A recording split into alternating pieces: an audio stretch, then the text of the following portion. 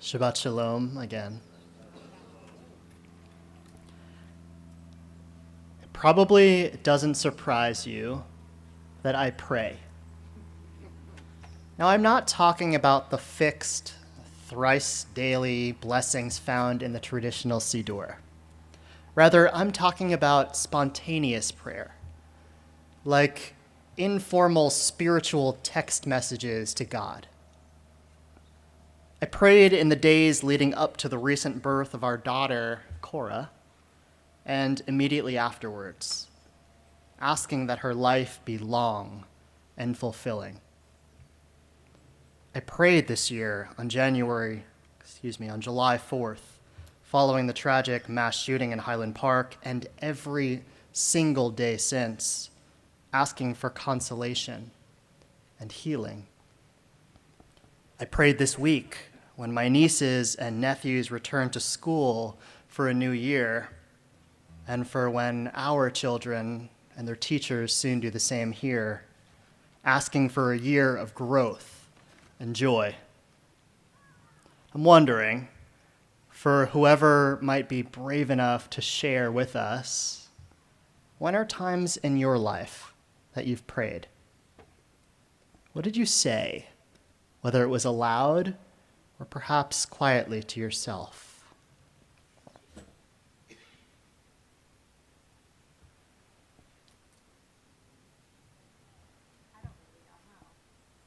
I don't really know how. I think that's a very honest response. Thank you for sharing that. That took courage. Gratitude for blessings.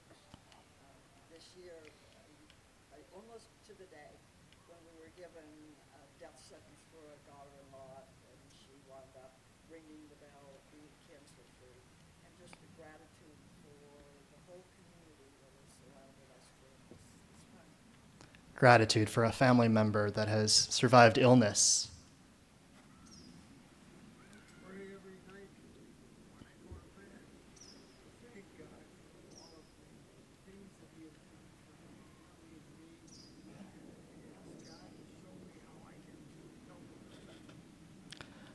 Him. Recalling the day as you lay down to sleep.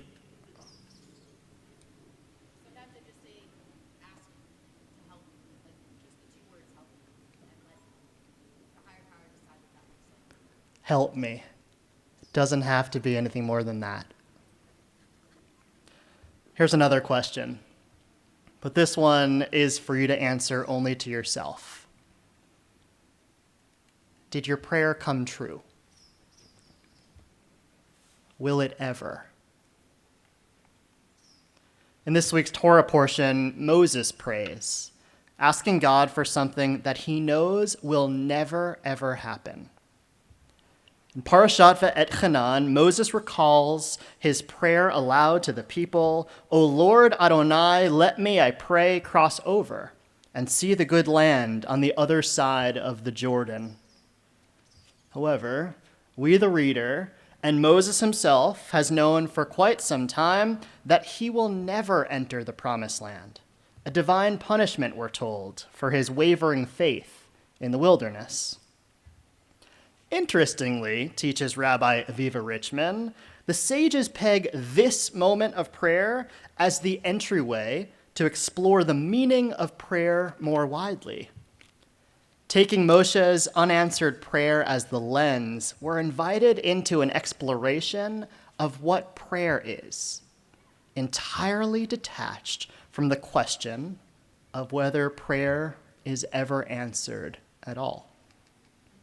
According to the Midrash, the word Moses uses this week is va'etchanan, meaning I pleaded, which aligns with one of 10 categories of prayer found in the Bible. The root of the word is chinun, referring to merciful petition, which is also used by other biblical characters, such as Hannah, who we read about during the High Holy Days. She prays for a child when reality has already deemed that an impossibility. From this, we learn an important lesson. Prayer reflects courage to dream, even as change seems impossible. It demonstrates courage, resiliency, hope. As Rabbi Jonathan Sacks of blessed memory taught, faith is not certainty.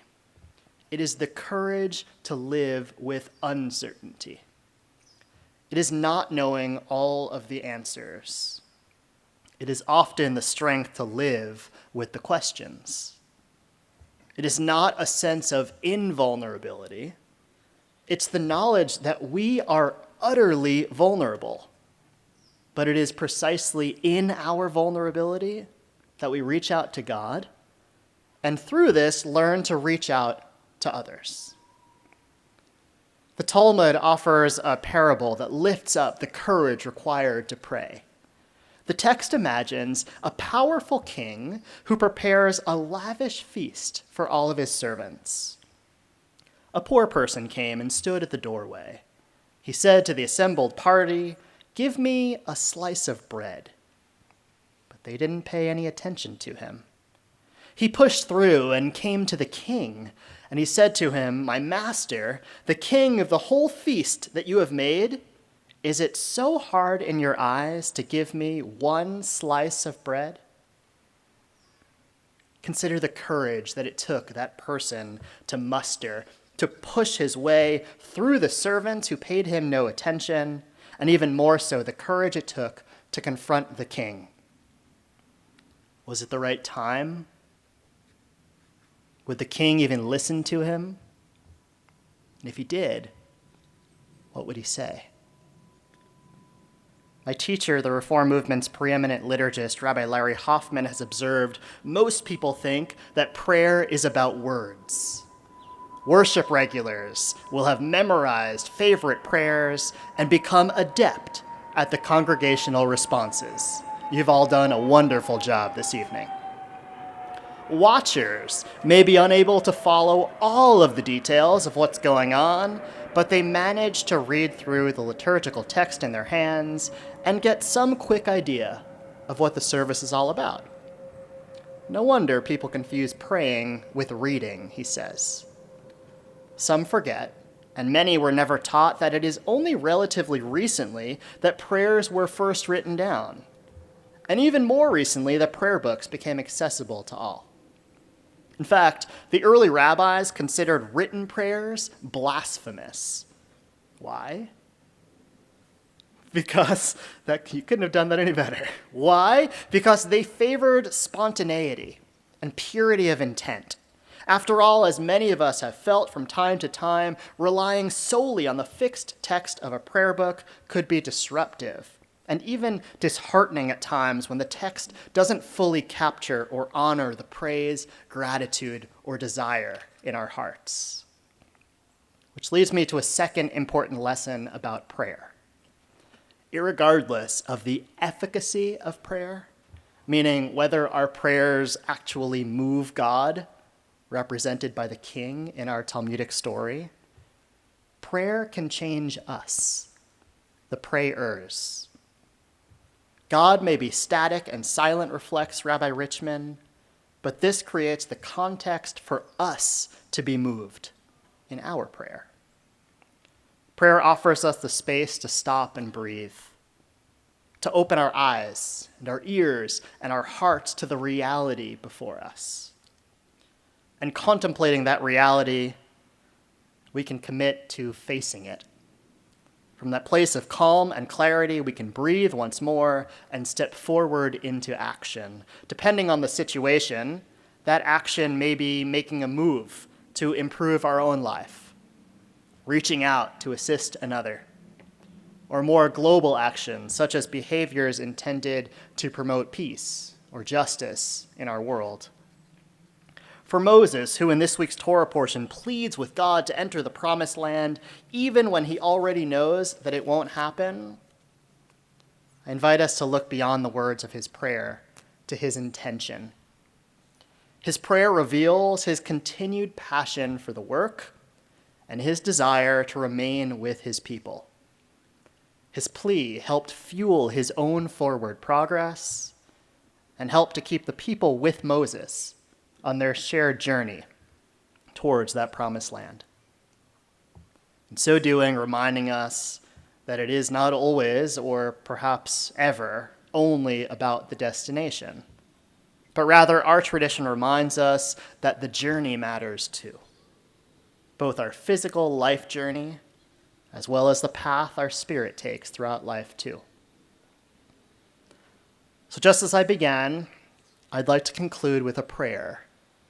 This one, your response is to another question. The question is, what is your prayer for yourself or our community this Shabbat?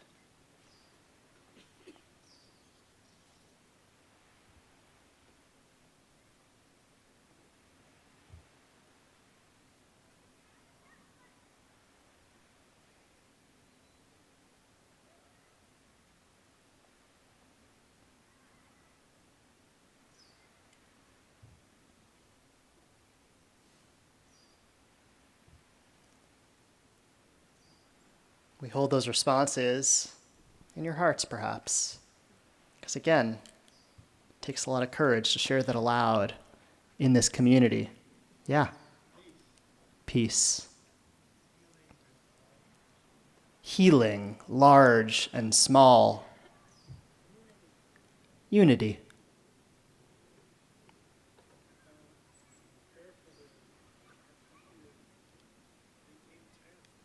Prayer for our country.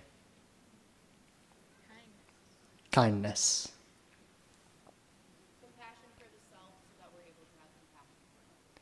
Compassion for the self so that we're able to have compassion for others. The beauty of nature. Not to be afraid. Can you hear Ratzon? May our actions merit all of that coming true. Shabbat Shalom.